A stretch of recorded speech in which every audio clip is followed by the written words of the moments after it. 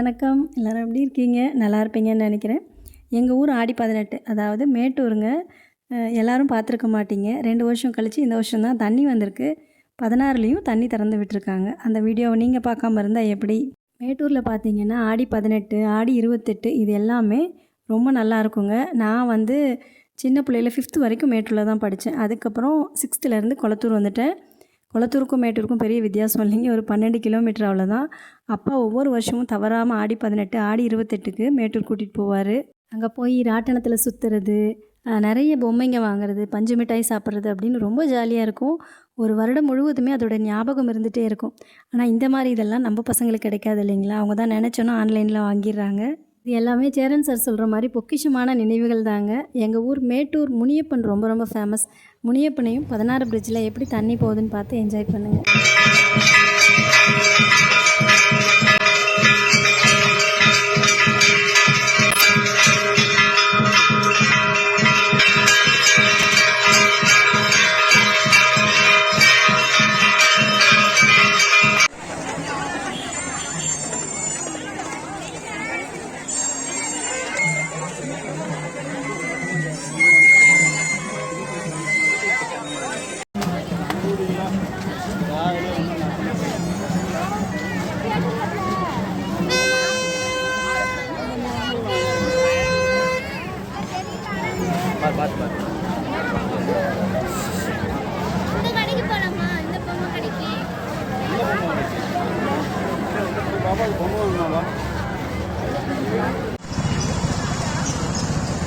முன்னாடி பேரிங்